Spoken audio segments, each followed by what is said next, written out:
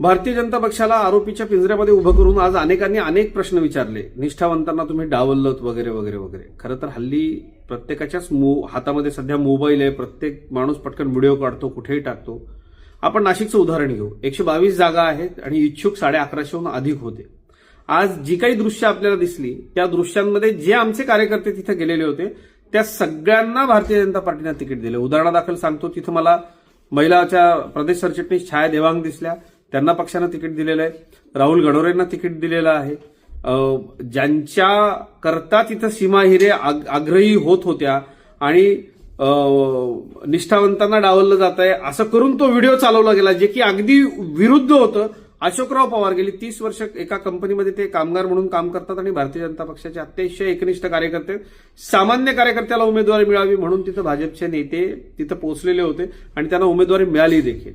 मग या ज्या बातम्या चालल्या की निष्ठावंतांना डावललं, हे खरं आहे का? तर अजिबात नाहीये. उलट मला असं वाटतं एक बातमी या सगळ्यामध्ये दाबल्या गेली आणि तो आमच्यावरती अन्याय आहे.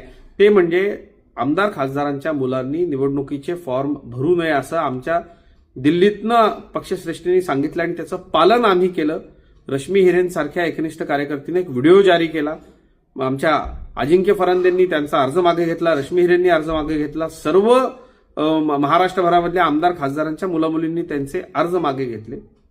मग ज्या वेळेला अशा पद्धतीचे आक्षेप भारतीय जनता पार्टीवरती उपस्थित केले गेले, काही दृश्य दाखवून त्या दृश्यांपाठीमागची खरी कहाणी काय आहे ते माहिती नसताना अशा पद्धतीनं होणं हे निश्चितपणे चुकीचं आहे.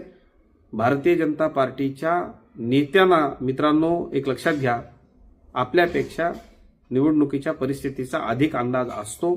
निवडून येण्याकरता निवडणूक लढवायची असते. आपल्या सगळ्यांना निश्चितपणे कुठं ना कुठं संधी मिळणार आहे आणि माझा तर दावा असा आहे 80% ठिकाणी भारतीय जनता पार्टीच्या निष्ठावंतांनाच तिकीटे मिळालेली आहेत.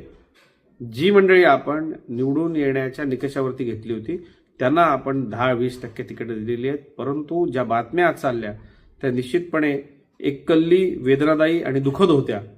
मी मात्र भारतीय जनता पार्टीच्या पक्षश्रेष्ठींचं जाहीररित्या अभिनंदन करतो की त्यांनी आमदार खासदारांच्या मुलांना तिकीट देणार नाही ही भूमिका घेतली.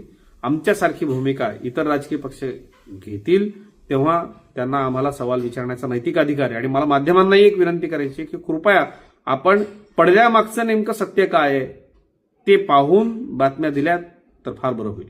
धन्यवाद.